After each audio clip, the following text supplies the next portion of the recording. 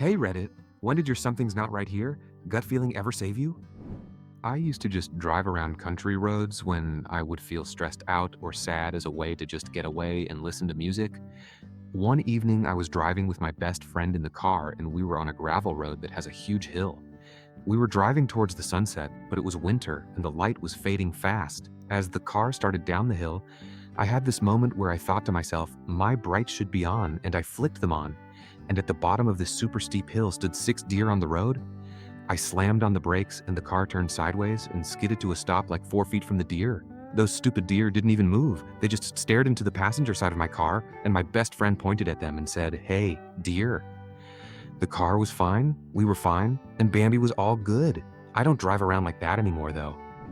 My mom and her entire family were saved from dying from carbon monoxide poisoning by her dad. He left for work, got a weird feeling, and drove back home. Everyone in the house was unconscious, and he had to drag or carry them all outside one by one. They all survived. My sister, since she was about 5, was always obsessed with tsunamis and would always ask my dad every night before she went to sleep if there would be a tsunami that night. We lived on a beach. About 5 years later, when our family was holidaying in Samoa, an earthquake struck at about 6 a.m. It was only a dull, low rumble but went on for over a minute. Everyone at the resort woke up and went outside for a few minutes, then went back to bed. My sister, having been obsessed with tsunamis, ran down to look at the water and noticed the sea going out, and saved a lot of lives, including my own. There was about a minute from her noticing till the tsunami hit. Luckily for us, there was a cliff right behind the resort. If not, a lot more people would have been killed. So something like a gut feeling 5 years in the making. I went to hospital with shortness of breath and my heart racing. They did a chest x-ray, a blood test for blood clots, an ECG, and a few other tests, but all came back normal. After observing me overnight, everything still looked good. Oxygen saturation was perfect, my heart rate was still a bit elevated, but nothing too crazy, and it seemed that it was likely leftover symptoms from a bad virus that I had had a week or so earlier. The ER doctor asks me how I would feel if they sent me home, and I just had a bad feeling about it all. I told him as such and that I had no real basis for it except that I just felt off about it. He said, "Fair enough. Let's try one more test, and if that comes back negative, then we'll send you up to general medicine and see if they can track something down." That test was a VQ scan that found, despite all other tests showing no results for blood clots, I actually had a whole bunch of them in both lungs. I ended up with a diagnosis of unprovoked bilateral pulmonary embolisms and am on blood thinners for life. Super grateful both for the bad feeling and the ER doctor who was willing to listen to it. EMT here. I was taught that if a patient tells you they think something is wrong, or they think they are going to die, you need to listen to them. Same for nurses. There is a legit nursing diagnosis called sense of impending doom that is in reference to this feeling. Someone can't explain what is wrong, and there's nothing obvious, but we need to take it seriously. The body somehow feels something wrong when the brain can't find the words. I've found this to be very common with pulmonary emboli, heart attacks, and strokes. The body is so weird. I was learning violin when I was about 10 from an instructor at my local music shop. I got the weirdest feeling from him, even though he didn't do anything out of the ordinary. I wanted to vomit every time I looked at him, especially his hands. After 4 lessons, I told my parents that I had a terrible feeling about him, and I never wanted to go back. Luckily, they listened and didn't make me ever go to him again. A few years later, he was arrested for molesting multiple of his students. I have no idea how I knew something was off. He never did or said anything, but I just felt it. I'm just glad your parents listened.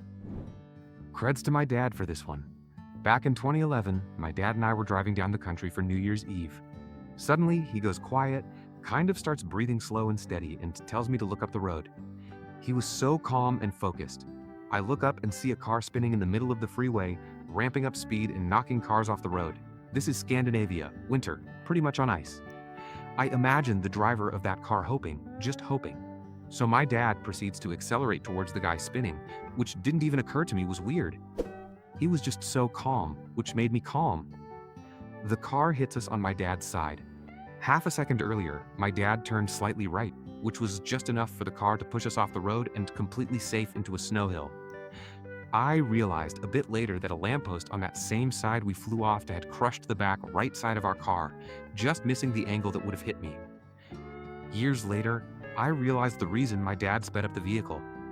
Getting hit by that car was a question of when, not if, and if he had not accelerated, that lamppost would have been my death. After that occurrence, my pulse always drops in pressure situations. Your dad had the time-stop adrenaline response that allowed him to make decisions with a clear head. It's a literal lifesaver. I'm glad you're still here. When I was in college, I lived in a sketchy part of Chicago Humboldt Park Logan Square before gentrification. I liked to take late-night strolls, even when I was living in that neighborhood as a 20-year-old woman. Yeah, I know. Pretty dumb of me. One night, I was feeling stressed out, so I embarked on one of my late-night strolls. I was walking along a somewhat busy road. Cars were zooming past me. Pretty normal. I wasn't paying much attention because I was too wrapped up in whatever was stressing me out that night. Suddenly, a chill shot up my spine. Hypervigilance washed over me, and I became more alert than I had ever been. Something was wrong. Someone was watching me. I quickly spotted a car. It was driving in the opposite direction, a little slower than usual. It was too dark for me to see anyone inside the car, and the car was pretty unassuming. But I still knew something was off. They were watching me. I just knew. The car drove past me and then made a U-turn. Now it was right behind me, creeping along the curb. Luckily, there was a Walgreens a few blocks ahead. I started walking faster, and the car eventually sped past me and disappeared into a corner. I somehow knew I wasn't safe yet, so I still sprinted to Walgreens. I told the security guard what happened, and we both went outside. The car was parked up the street about 50 to 100 feet away. The security guard was a big guy who looked intimidating. He marched toward the car, and the car immediately backed up, made a U-turn, and then booked it out of there. The security guard called the cops, and they drove me home. I never took a late-night stroll again. My gut made me more alert, but it was really the security guard who saved my life. I'm positive that if he wasn't there that night, something bad would have happened to me. I wish I could find that security guard to thank him. Last year, December 1st, I had slept for almost a week trying to fight what I thought was the flu. Woke up, and that exact gut feeling kept on telling me something's not right with me. Called the parents to tell them, and then cabbed myself to the emergency room. Took blood, the whole 9 yards, was there for 8 hours, discharged and sent home.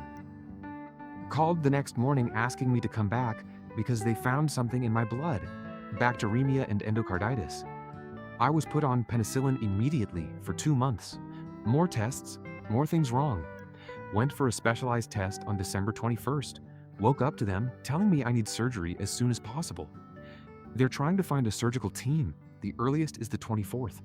I go in, and while they're operating, I have an ascending aortic aneurysm, and it caused an aortic dissection. They're able to fix it. I've got a synthetic valve in there now. Here's the kicker. I work in a restaurant kitchen just before the start of the holiday season. Normally most cooks would tough it out and just work. Most think it happens and it'll get better soon. Just keep going. There was just something about the way I was feeling this time that made me go to the hospital. I'm told that if I had not done that, I more than likely would have died before my birthday, and they would have found out about the aneurysm during the autopsy. That still sends fucking chills down my spine. My best friend works as an emergency room nurse at the same hospital that I was operated on, and she was freaking out internally but kept it together on the outside for me. She explained just how serious this all was after I was in recovery. I've promised to tell her whenever I get that same feeling again. Gut told me to go to the hospital.